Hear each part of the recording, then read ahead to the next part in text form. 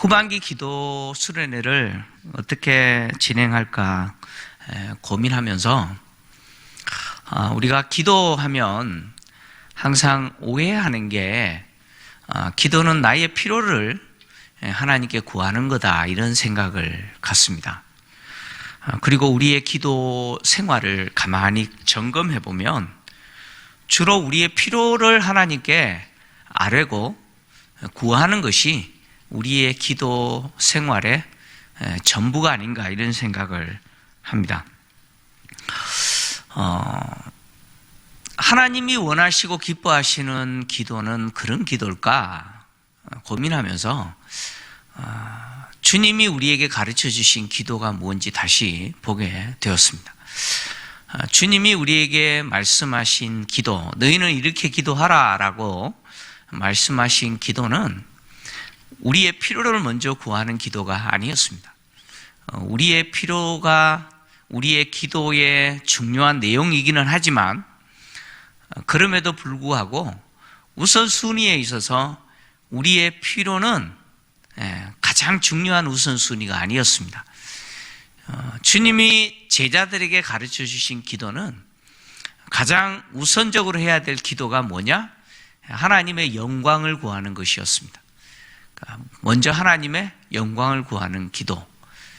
우선순위에 있어서 우리의 필요보다 먼저 우리가 기도해야 될 제목이라고 하는 것이죠.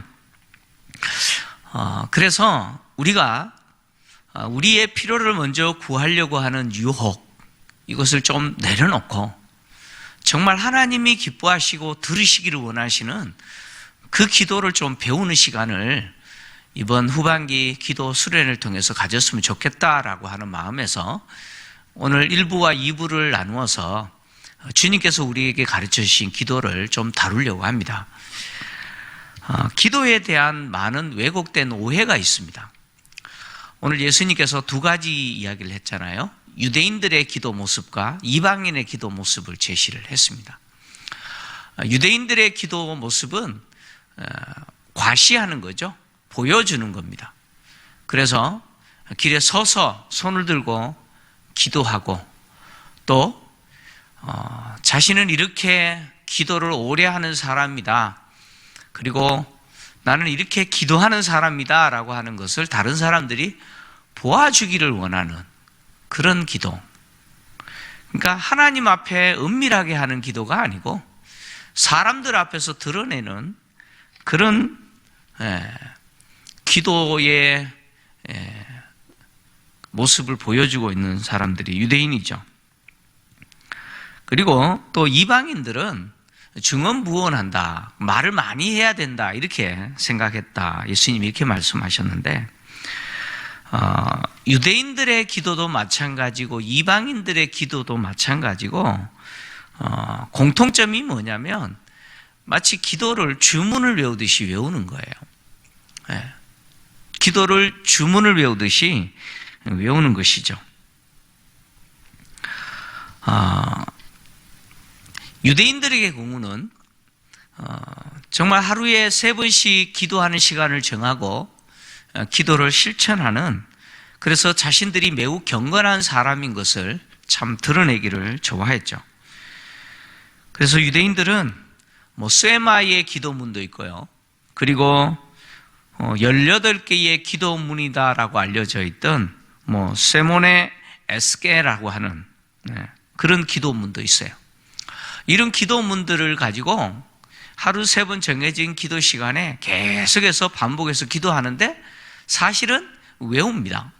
주문을 외우듯이 계속해서 그 기도문을 반복해서 암송을 하는 거죠. 이방인들도 마찬가지죠. 마치 주문을 외듯이 계속해서 반복해서 중얼거리면서 하는 것을 기도라고 생각을 합니다. 근데 사실 오늘 본문에서 예수님이 8절에서 뭐라고 이야기하셨느냐 이렇게 말씀하셨죠. 그러므로 그들을 본받지 말라. 그러면서 하신 말씀이 뭐냐면 구하기 전에 너희에게 있어야 할 것을 하나님 너희 아버지께서 아시느니라 이렇게 이야기합니다. 이방인도 그렇고 유대인들도 그렇고 기도에 대한 잘못된 오해는 뭐냐면 나의 필요를 먼저 구하는 거죠. 하나님의 영광이 아니고 목적이 아니고 나에게 필요한 것을 구합니다. 그렇게 구할 때 어떤 태도로 구하냐? 마치 주문을 외우듯이 계속해서 반복해서 계속해서 중얼거립니다. 사람들에게 보여주기를 원하기도 하고 그렇습니다. 근데 하나님은 그런 기도를 들으시는 분이 아니고 하나님은 어떤 분이냐? 우리가 기도하기 전에 우리에게 무엇이 필요한지 다 알고 계시는 분이라는 거죠. 그러니까 그렇게 기도해야 응답해 주시는 분이 아니시다, 그런 이야기죠. 그래서 주님이 우리에게 말씀하시는 내용은 뭐냐면 이렇게 기도해라 라고 이제 기도를 가르치셨는데 먼저 기도해야 되는 게 뭐냐? 하나님의 영광을 위해서 기도하라는 거죠. 나의 필요에 대한 기도를 하고 싶은 욕망, 그거 내려놓고, 그 욕구가 우리에게 강하잖아요. 그래서 누가 그러더라고요. 기도할 때 제일 먼저 개인을 위해서 기도해야지, 기도에 집중하고, 먼저 교회나 뭐 국가를 위해서 기도하면 자기의 일과는, 자기와는 상관없으니까 기도에 집중하기 힘들다. 그래서 자기 문제부터 먼저 기도하게 하면 기도에 집중하게 한다. 이런 이야기 하는 분들이 있어요. 참 우리가 그런 연약함이 있어요. 나의 필요를 먼저 기도하고 싶은 그런 욕심이 우리에게 있어요. 그러나 주님은 우리의 필요가 아니라 하나님의 영광을 먼저 구하라. 이렇게 이야기했죠. 이렇게 하나님의 영광을 먼저 구할 때 우리가 기도하는 대상인 그 하나님이 어떤 분인지를 분명히 알아야 되죠. 그래서 예수님이 말씀하시기를 하늘에 계신 우리 아버지요 이렇게 이야기했어요. 우리가 기도하는 대상은 이방의 우상들이 아니죠. 우리의 기도를 전혀 들어주지 못할 대상이 아니고 하늘에 계신 우리 아버지. 그러니까 내가 기도하기 전에 먼저 나에게 있어야 될 것이 무엇인지 정확하게 알고 계시는 그분이 어디 계세요? 하늘에 계신 분이시죠. 그리고 그분은 우리 아버지시다 이렇게 이야기하잖아요. 그러니까 우리의 기도를 들으시는 그분은 나와의 관계에서 아버지시라는 거죠. 아주 친밀한 아버지. 육체의 아버지의 역할이 뭡니까? 육체의 아버지의 역할이 뭐예요? 육체의 아버지는 자녀의 필요를 공급해 주는 거죠.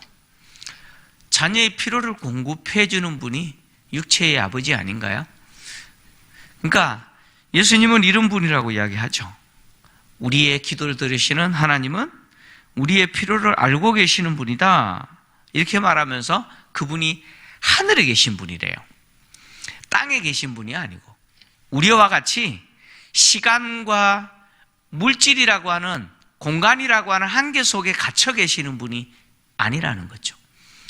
시간을 초월해 계시고 그리고 공간을 초월해 계시는, 물질을 초월해 계시는 분이라는 거예요. 그분이 우리 아버지시라는 거예요. 그리고 그 아버지가 예수 그리스도의 인격을 통해서 우리에게 찾아오시는 분이죠. 즉 아들을 통해서 찾아오신 분이 아버지시라는 거죠. 예수님을 통해서 찾아오신 분. 근데 그 아버지께서 우리에게 주기를 거절하시고 주고 싶지 않으신 분이 아니고 우리의 부족한 것들, 우리의 빈 그릇을 풍성하게 넘치도록 채워주시기를 간절히 원하시고 그리고 그것들을 다 갖고 계시고 준비하고 계신 분이 아버지시라는 거예요. 그러니까 우리의 빈 그릇을 능히 채워주실 수 있는 모든 것을 갖고 계시고 그리고 실제로 그것을 채워주고 싶어 하시는 분이 바로 하늘에 계신 우리 아버지시라는 거죠. 그 아버지께 우리가 기도해야 되는데 그럼 무엇을 먼저 기도해야 되느냐? 세 가지로 먼저 기도하다 이렇게 주님 말씀하셨죠. 세 가지로 먼저 기도하는데 첫 번째 기도해야 될 내용은 뭐냐? 하늘에 계신 우리 아버지의 그 거룩하신 이름이 땅에서도 거룩히 여김을 받도록 기도해라 이렇게 말씀하셨어요. 한 사람의 이름은 그 사람의 존재 이상이죠. 나라는 이름은, 나에 대한 이름은 나라는 존재 이상의 가치를 가집니다. 그러니까 하나님의 이름은요, 하나님의 인격과 성품을 드러내주죠. 근데 그 하나님의 이름이 어떤 이름이에요? 거룩하신 이름이에요. 그러니까 하나님의 이름은 거룩하지 않는데 거룩해야 되는 게 아니고 이미 거룩하신 이름이죠. 지극히 거룩하신 이름이 하나님의 이름입니다.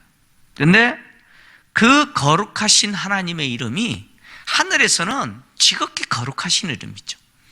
근데 그 거룩하신 이름이 이 땅에서, 하늘이 아닌 이 땅에서 그 이름이 거룩히 여김을 받도록 기도해라. 주님 이렇게 말씀하셨죠. 어떻게 해야 거룩하신 그 하나님의 이름이 이 땅에서도 거룩히 여김을 받게 될까요? 결국 이 땅에서 그 하나님의 이름에 영광을 돌리는 자들을 통해서 그 거룩하신 하나님의 이름이 이 땅에서도 거룩히 여김을 받게 되죠. 그 하나님의 이름 앞에 무릎을 꿇고 그 하나님의 이름 앞에 경배하고 그 하나님의 이름을 높이고 그 하나님의 이름을 찬양하는 자들을 통해서 하나님의 거룩한 이름이 땅에서 거룩히 여김을 받게 됩니다. 결국 하나님을 따르는, 즉 예수 그리스도를 믿는 그리스도인들이 그 하나님의 거룩한 이름을 경배하고 찬양하고 그 이름에 합당한 영광을 돌릴 때 세상에서 하나님의 이름이 거룩한 이름으로 드러나겠죠? 뿐만 아니라 예수님께서 계속해서 제자들에게 말씀하신 것처럼 너희는 세상의 소금이라, 너희는 세상의 빛이라 말씀하시면서 너희 착한 행실을 세상 사람들에게 비추게 하여, 즉 세상 사람들이 그리스도인들의 선한 삶, 빛과 소금의 삶을 실천하는 것을 보고 하늘에 계신 너희 아버지께 영광을 돌리게 해라 라고 하신 것처럼 결국 그리스도인들이 세상 속에서 하나님의 자녀답게 빛과 소금의 역할을 하는 삶을 실천하는 것을 통해서 세상 사람들로 하여금 그리스도인들로 인해서 하나님께 영광을 돌리게 될 때 거룩하신 하나님의 이름이 세상에서 거룩히 여김을 받게 된다. 예수님이 이렇게 말씀하셨죠. 그래서 하나님의 거룩한 이름이 땅에서 거룩히 여김을 받도록 우리가 기도해야 될 때 그것은 나의 모든 삶이, 나의 모든 생활이 하나님의 이름을 찬양하고 높이고 영광을 돌리는 행위가 되게 해달라고 기도해야 된다는 거죠. 나의 모든 삶의 내용이 하나님의 그 거룩한 이름을 욕되게 하는 것이 아니라 그 거룩하신 하나님의 이름에 합당한 영광을 돌리고 그리고 하나님의 이름을 찬양하는 행위가 되게 해달라고 기도해야 돼요. 내 삶을 하나님 앞에 드리도록, 그래서 하나님의 거룩한 이름이 세상 속에 거룩한 이름으로 드러나도록 나의 삶을 그런 삶이 되게 해달라고 기도해야 된다는 거죠. 그리고 나와 그리고 이 땅에 세워진 제자 공동체인 교회가 세상의 빛과 소금의 역할을 통해서 세상 사람들이 나와 교회를 보면서 하나님은 거룩하신 분이구나, 하나님은 모든 인간이 경배해야 될 분이구나, 지극히 위대하신 분이구나, 우리 모든 피조 세계의 주인이시구나 라고 하는 것을 인정하고 고백하고 하나님께 영광을 돌리도록 해야 된다는 거예요. 세상 사람들이 거룩하신 하나님의 이름을 모독하거나 웃음거리로 만드는 그런 행위를 나와 교회가 하지 않고 도리어 빛과 소금의 역할을 하도록 기도해야 된다는 거예요. 그것이 거룩하신 하나님의 그 이름이 땅에서도 거룩히 여김을 받도록 하는 우리의 기도의 내용입니다. 그 다음에 두 번째 기도하라고 한 내용이 뭡니까? 하나님의 나라가 임하기를 기도해라 이렇게 이야기했죠. 하나님의 나라가 임하기를 기도해라. 하나님의 나라는 하나님의 통치가 실현되는 나라입니다. 그 나라는 예수 그리스도의 오심을 통해서 시작된 나라죠. 예수님이 이 땅에 가져오신 나라가 바로 하나님의 나라입니다. 그래서 하나님의 나라는 예수님의 오심을 통해서 시작되었고 예수님의 다시 오심을 통해서 성취될 나라가 하나님의 나라입니다. 그래서 그 나라가 이루어진다라고 하는 것은 하나님의 통치를 받지 않는 자들이 하나님의 통치를 받기 시작할 때 그 나라가 그에게 임하는 것이죠. 그래서 한 인간이 예수 그리스도를 영접하고 하나님의 통치에 순종할 때 비로소 예수님을 통해서 시작된 그 하나님의 나라를 경험하게 됩니다. 예수를 믿는 자들이 없는 지역에 예수를 믿는 자들이 생기기 시작할 때 그 지역에 하나님의 나라가 시작됩니다. 하나님의 나라는 세상 나라와 사단의 나라를 무너뜨리고 궁극적으로 영원히 세워질 나라가 바로 하나님의 나라죠. 세상 나라와 그리고 사단의 나라가 무너지고 그리고 영원히 세워질 나라가 바로 예수님을 통해서 예수 믿는 자들에게 주시는 나라, 바로 하나님의 통치가 실현되는 나라로서 하나님의 나라입니다. 그래서 하나님의 나라가 이 땅에 이루어지도록 기도해라 라고 하는 예수님의 말씀은 한 개인의 삶에 하나님의 나라가 하나님의 뜻에 순종하는, 즉 하나님의 통치에 순종하는 자들을 통해서 이루어지도록 기도해라 라는 의미도 되고, 또 세상 나라 속에서 하나님의 통치를 거부하는 자들이 하나님의 통치에 순종하는 자들이 되어져서, 그래서 하나님의 나라가 그 지역에 임하고 계속해서 세상 나라들 속에서 확장되어지는, 그래서 하나님의 나라가 계속해서 성장하도록 기도해라 라는 의미도 됩니다. 그래서 오늘 기도하실 때 하나님의 나라가 임하기를 기도해라 라고 하는 이 기도 제목 속에서 우리가 기도해야 될 것은 뭐냐면, 내가 하나님의 통치에 순종하는 자가 되어서 나의 삶에 하나님의 나라가 이루어지게 해달라고, 내가 하나님의 나라를 경험하면서 하나님의 나라 백성으로 사는 은혜를 달라고 기도해야 되고요. 또 더해서 이 세상 나라, 하나님의 통치를 받지 않는 이 세상 나라와 그리고 사단의 권세 속에 있는 자들, 사단의 나라에 구속되어 있는 자들에게 이제 하나님의 통치가 그들에게 임하여서 그들 속에, 그 지역 속에 하나님의 나라가 이루어지게 해 주십시오 라고 하는 기도를 하라는 거예요. 그것이 하나님의 영광을 위해서 기도해야 될 두 번째 중요한 기도죠. 그리고 세 번째 기도가 바로 뜻이 하늘에서 이루어진 것처럼 땅에서도 이루어지게 해 주십시오 기도하라고 예수님 말씀하셨죠. 뜻이 하늘에서 이루어졌는데, 하늘에서만 이루어진 그 뜻이 이제는 어디에서 이루어져야 돼요? 땅에서 이루어지도록 기도해라, 이렇게 이야기하죠. 하늘에서 이루어진 하나님의 뜻은 뭐겠습니까? 하늘에서 이루어진 하나님의 뜻이 뭐겠어요? 바로 죄인인 인간을 구원하시기 위해서 하나님이 계획하신 구속 사역이겠죠. 바로 당신의 아들 되신 예수 그리스도를 통해서 이루실 구원 사역입니다. 앞에서 이야기했던 바로 그 하나님의 나라를 이루는 것이겠죠. 그것이 하나님이 이미 하늘에서 정하신 하나님의 뜻입니다. 그래서 이렇게 이루어진 하나님의 뜻이 이 땅에서 이루어지도록 기도해라. 즉 하늘에서 이루어진 인류에 대한 구원의 역사가 이 땅에서 실제로 실현되어져서 이 땅에 바로 한 개인에게서부터 시작해서 민족에게 이르기까지 하나님이 이루시는 그 구원 역사가 적용되게 해달라라는 것이죠. 하늘에서 이루신 하나님의 뜻은 순종하는 당신의 백성들을 통해서 이루어지겠죠. 하늘에서 이루어진 하나님의 뜻은 이 땅에서 하나님의 그 뜻에 순종하는 자들을 통해서 계속해서 이루어집니다.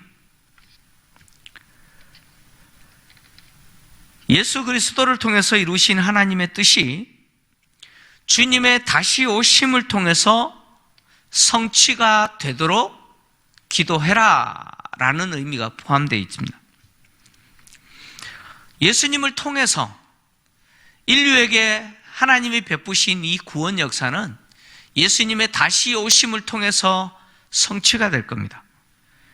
그래서 우리가 하늘에서 이루어진 하나님의 뜻이 이 땅에서도 이루어지게 해주십시오 라고 기도할 때 그 기도는요, 나를 통해서 오늘 하루 하나님의 뜻이 이루어지게 해주십시오 라고 나의 개인의 역사에 대한 관점에서 기도해야 되고, 또 나의 개인의 한 사람으로서의 인생뿐만 아니라 더 넓게는 민족이라고 하는 더 큰 바운다리 속에서 하나님이 정하신 그 뜻이 이루어지게 해주십시오 라고도 기도해야 됩니다.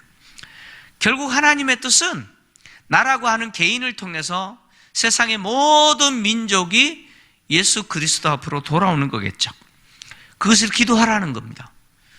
그러니까 내가 하나님의 뜻에 순종하는 것뿐만 아니라 세상의 모든 민족이 하나님의 뜻에 순종하는 민족 되게 해달라고 기도하라는 것이죠.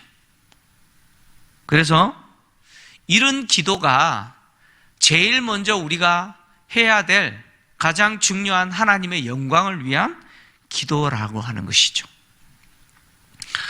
오늘 먼저 일부 10시까지 우리가 기도해야 될 내용은 바로 이 기도입니다.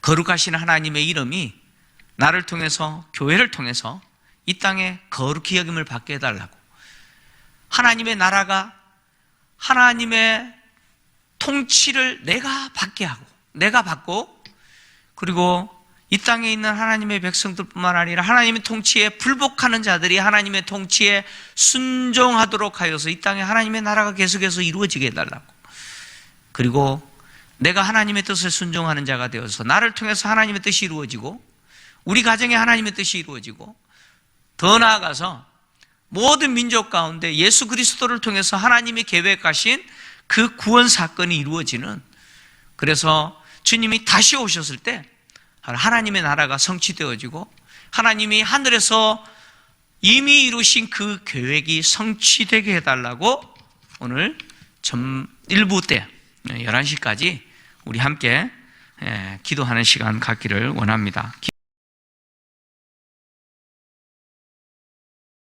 오늘 2020년 후반기 정교인 기도 수련회 큰 주제가 주님이 가르치신 기도를 배우라라는 주제고, 그 주제 속에서 일부가 하나님의 영광을 기도하라, 하나님의 영광을 위하여 기도하라라는 내용이었습니다. 이제 11시부터 12시까지 2부 우리 기도 시간은 우리의 필요를 기도하라라는 주제로 진행을 합니다. 사실 우리가 기도할 때 우리의 필요를 먼저 기도하고 싶은 욕구가 있잖아요. 근데 주님이 우리에게 가르쳐 주신 기도는 하나님의 영광을 위해서 먼저 기도하고, 그리고 나서 우리의 필요를 위해서 기도하라라는 내용입니다. 우리의 필요를 위해서 기도하라라고 하는 이 내용은요, 총 3가지로 구성이 되어 있습니다. 먼저는 일용할 양식을 기도해라라고 하는 내용이고, 두 번째 내용은 타인과의 관계에서 기도해라, 관계를 기도해라. 그리고 마지막 3번째는 악과의 투쟁을 위해서 기도해라, 이런 내용입니다. 첫째, 일용할 양식을 주시기를 기도해라 라는 것은 정말 우리가 이 코로나 시대에 너무 절박하게 우리에게 필요한 거잖아요. 일용할 양식은 단지 우리가 먹는 음식만을 이야기하는 것은 아닙니다. 일용할 양식이라고 하는 말은 우리 생명 유지에 필요한 모든 것, 우리가 생명을 유지해야 될 때 필요한 모든 것을 이야기합니다. 그리고 그 모든 것을 오늘날 우리에게 주시기를 기도해라, 이렇게 이야기했어요. 오늘날이라고 하는 이 말이 굉장히 어려운 말입니다. 어려운 말인데, 오늘 기도하라는 건가? 오늘 필요한 거 기도하라는 말인가? 아니면 내일 필요한 것을 기도하라는 말인가? 논란이 있는데, 이 오늘날 우리에게 일용할 양식을 주시옵고라고 하는 이 오늘날이라는 말은 결국 오늘과 내일 우리 생명 유지에 필요한 것을 주십시오라고 기도하라는 내용입니다. 오늘 그리고 내일.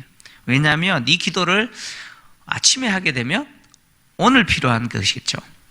그러나 이 기도를 저녁에 하게 되면 내일 필요한 것을 이야기합니다. 그래서 오늘과 내일에 필요한 양식, 일용할 양식이죠. 내 생명 유지에 필요한 그 양식을 기도해라, 이렇게 기도했는데, 근데 이 기도는요, 하나님이 우리에게 필요한 이 일용할 양식을 하나님이 주시는데, 기도하는 자의 수고를 통해서 주십니다. 그러니까 우리가 일용할 양식을 위해서 기도하고 입만 벌리고 있으면 하나님 주시느냐? 그렇지 않습니다. 반드시 우리의 수고가 필요합니다. 하나님이 약속의 땅으로 들어가는 이스라엘 백성들을 향해서 복을 주실 때 이스라엘 백성들이 가만히 놀아도 하나님이 풍요를 누리는 복을 주시느냐? 절대 아닙니다. 노동의 수고를 해야죠. 수고를 해야 됩니다. 마찬가지죠.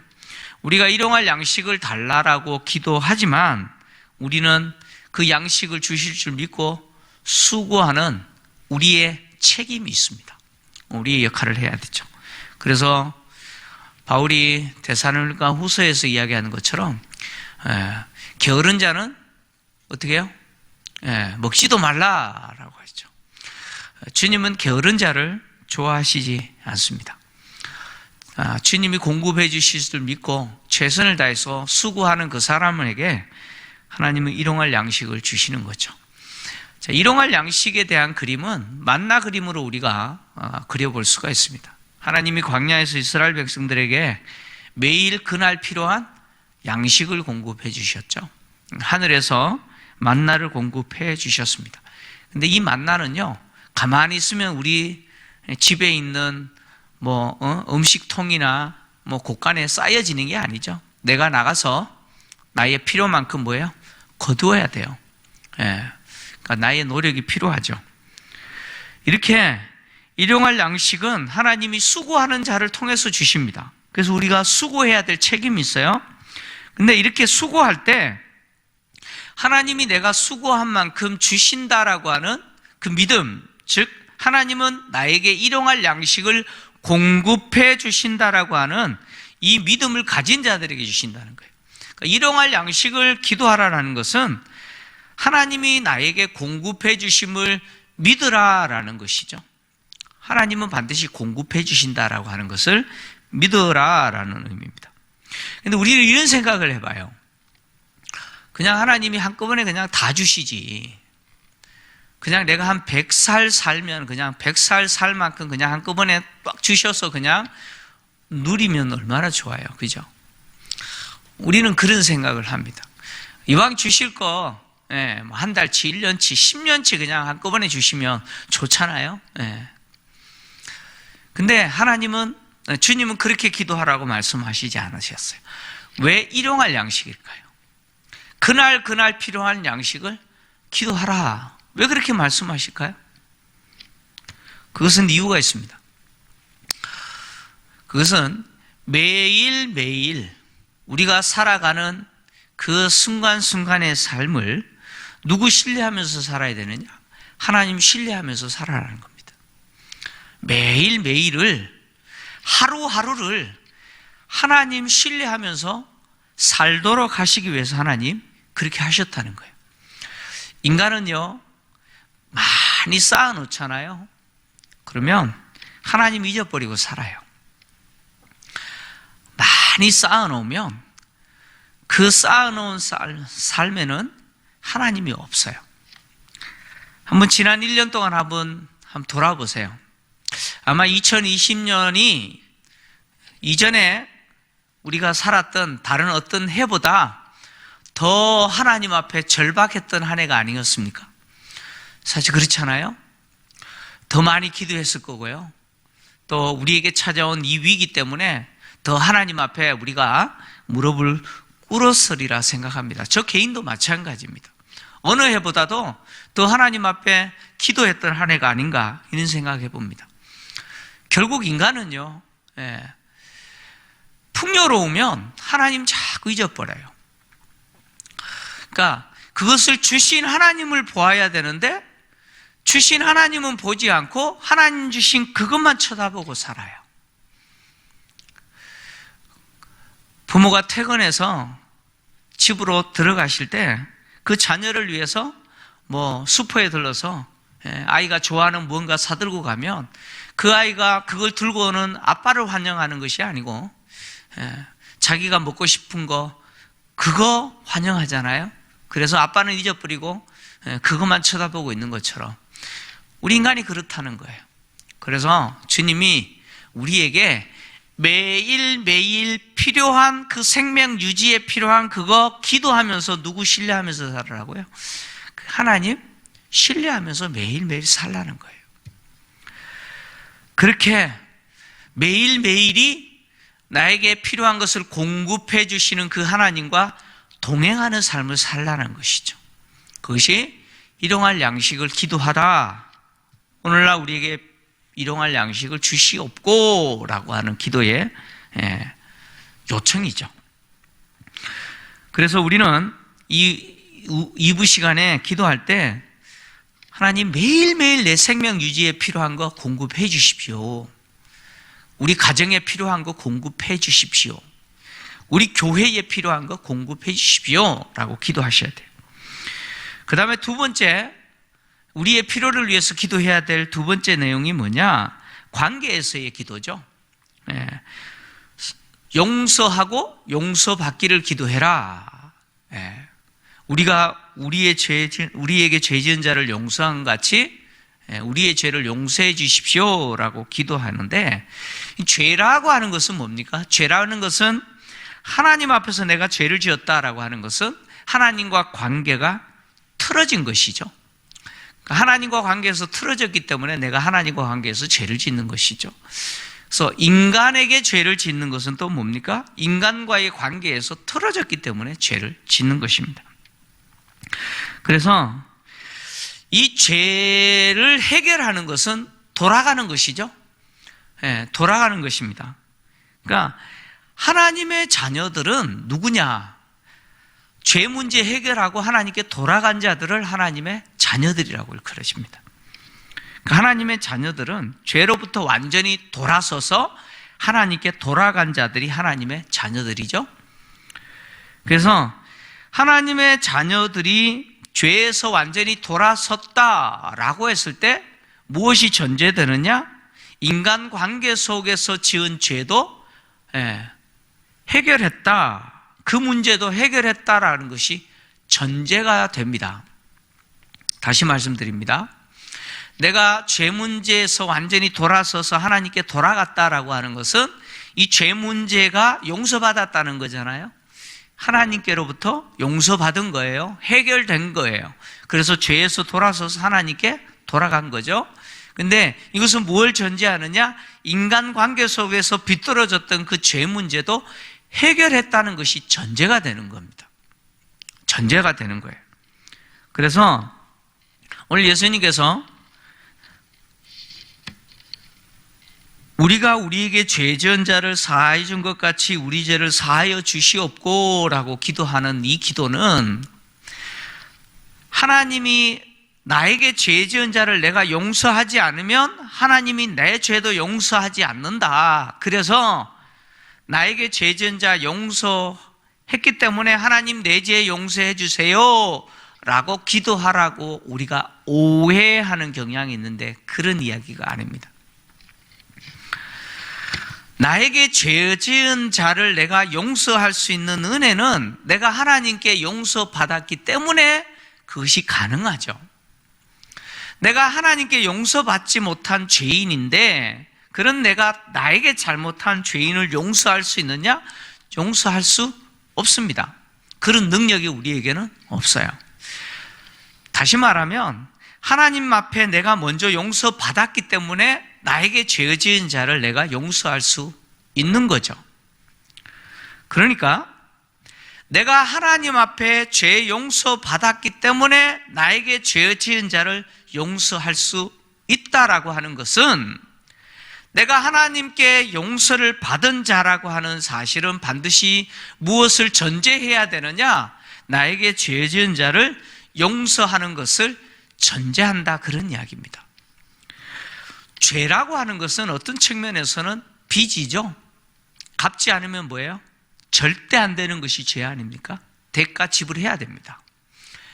그래서 죄는 어떤 측면에서 빚이죠. 그래서 예수님께서 1만 달란트 빚진 자와 100단 데나리온 빚진 자에 대한 비유를 했잖아요. 1만 달란트 빚진 자가 자기에게 100데나리온 빚진 자에 대해서 탕감해주지 않았잖아요. 뭘 이야기합니까? 1만 달란트 빚진 자에게 있어서 그 빚을 탕감받았다는 것은 무엇을 전제하는 겁니까? 100데나리온 빚진 자에 대한 탕감을 전제한 거예요. 탕감해줘야 된다는 것을 전제한 거예요. 근데 100데나리온 빚진 자를 탕감해줬어요? 안 해줬잖아요. 결국 이 비유는 용서가 무엇인지를 우리에게 알게 하는 비유입니다. 내가 하나님께 용서를 받았느냐? 그러면 무엇을 전제하느냐? 나에게 잘못한 자에 대해서 용서해 주는 것이 전제됩니다. 내가 하나님께 용서받았기 때문에 나에게 잘못한 자 용서해 주어야 된다는 거예요. 그래서 베드로가 말했잖아요. 몇 번까지 용서해 줘야 됩니까? 몇 번까지 해줘야 돼요?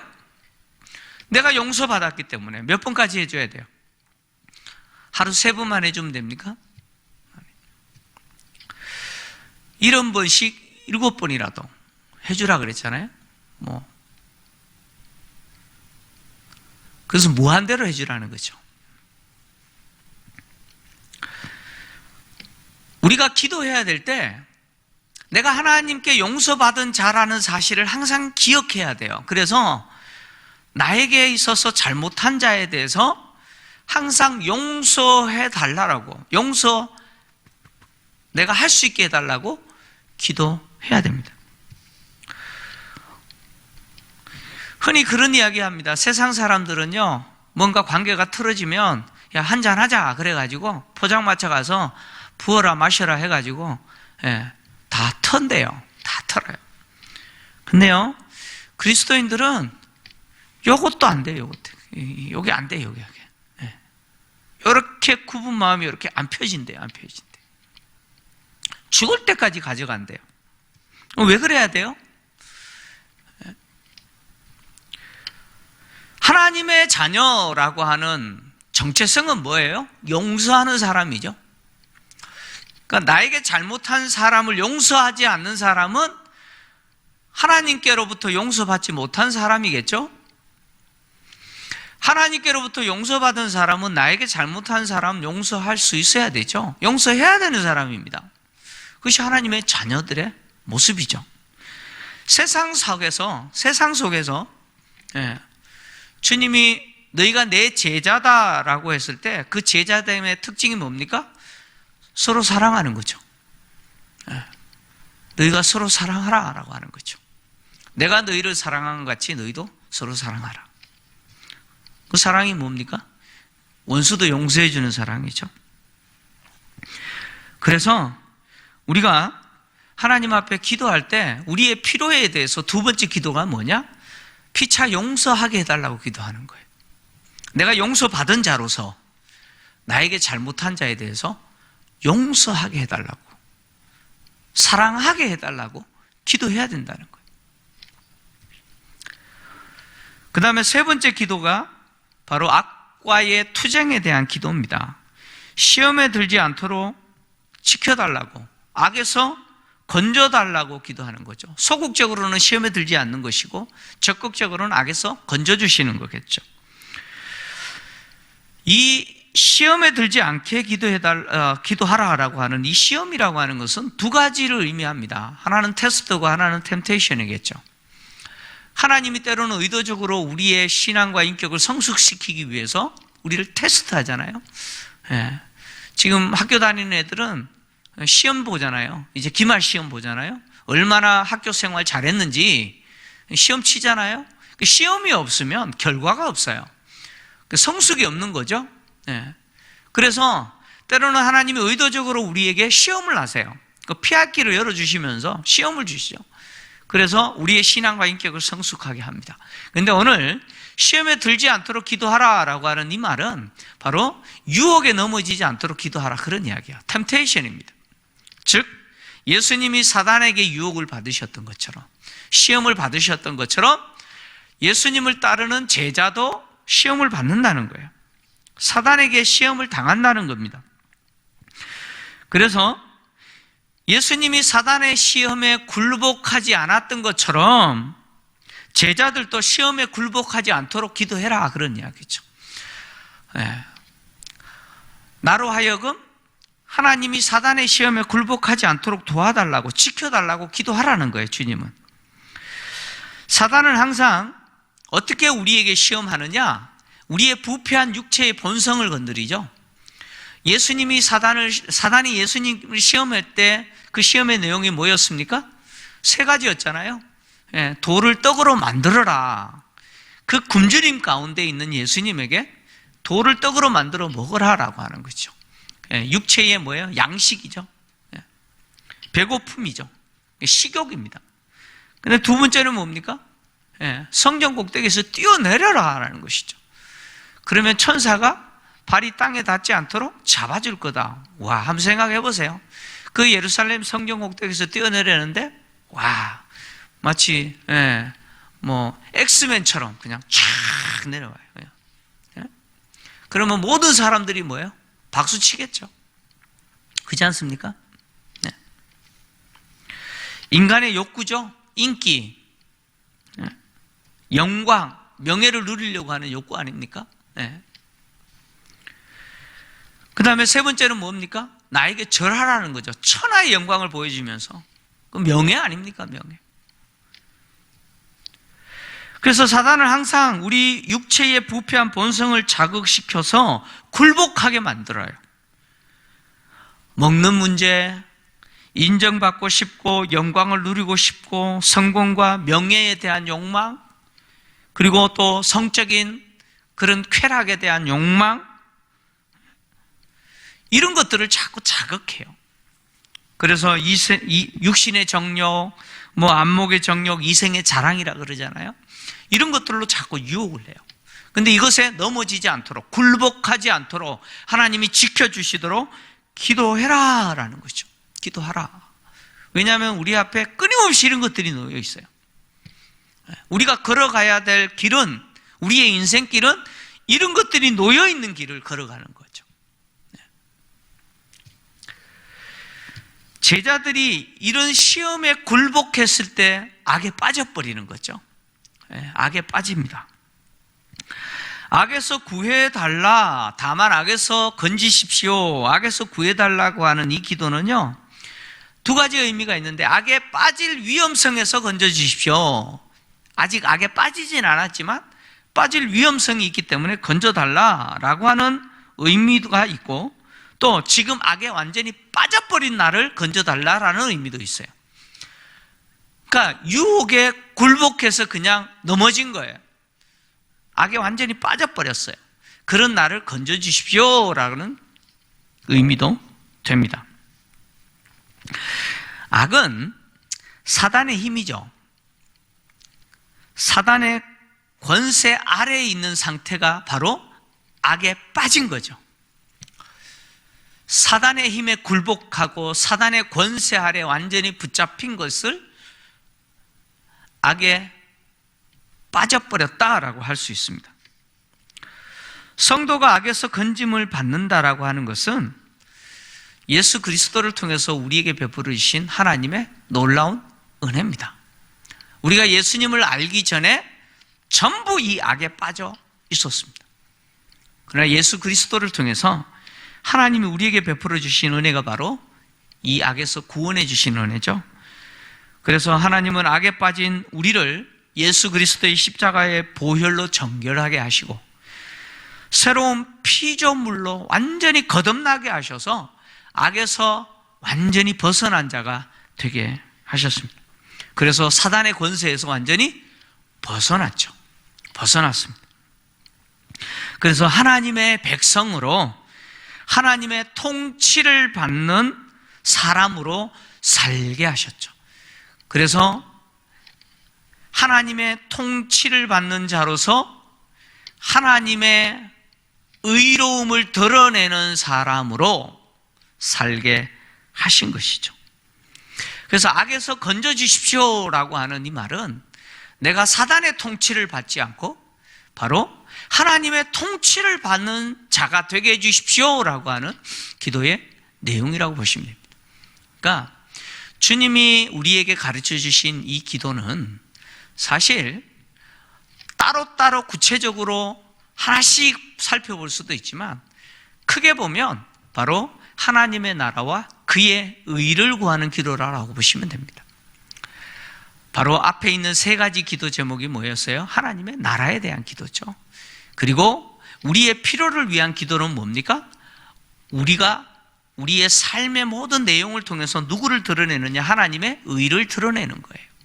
그래서 하나님의 공급해 주심을 통해서 내 생명 유지에 필요한 모든 것을 공급받고 그것도 매일매일 공급받고 그리고 내가 나에게 잘못한 자를 용서하는 것을 통해서 내가 하나님께 용서받은 자라는 사실을 드러내는 것을 통해서 누구의 의를 드러내요? 하나님의 의를 드러내고 그리고 내가 시험에 넘어지지 않고 즉 사단의 유혹에 굴복하지 않고 그리고 악에 빠지지 않도록 악에서 건져주시는 그래서 사단의 통치가 아니라 하나님의 통치를 받는 하나님의 백성으로 살아가는 모습을 통해서 하나님의 의를 드러내는 바로 먼저 그의 나라와 그의 의를 구하라고 하는 바로 이 기도제가 바로 주님이 우리에게 가르치신 기도입니다.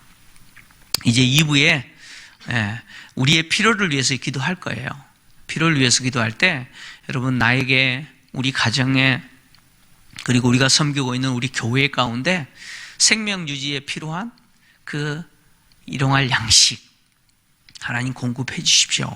여러분 기도하시기를 바라고 또 관계 속에서 내가 아직 용서하지 못한 사람이 있다면 내 속에 계속해서 정말 미운 마음이 쓰는 그런 분이 있다면 하나님 용서할 수 있는 마음 주시라고 내가 용서받은 자로서 내가 하나님께 용서받은 자인데 내가 1만 달란트 빚진 자였는데 그 탕감 받았는데 나에게 100달러리온 빚진 그 동간 그 빚 탕감 해주지 못한다면 나는 1만 달란트 탕감 받은 자라고 할 수가 없겠죠. 내가 용서받은 자라면 용서해야 됩니다. 하나님 내게 용서할 수 있는 은혜 달라고 그래서 관계가 회복되게 해달라고 기도하셔야 되고요. 그것은 성도와 성도와의 관계뿐만 아니에요. 가정에서 남편과 아내와 부모와 자녀와의 모든 관계 속에서 하나님 이 용서의 은혜 달라고 관계 회복 기도해 주시고 그리고 바로 악과의 투쟁 유혹에 넘어지지 말라고 내가 거룩한 하나님의 자녀로 사단의 이 시험에 내가 굴복하지 않게 해달라고 기도하시고 악에서 건져달라고 그래서 하나님의 통치를 받는 하나님의 사람 되게 해달라고 여러분 오후에 이 기도 제목하고 기도할 때 또 먼저 찬양하고 기도하겠습니다.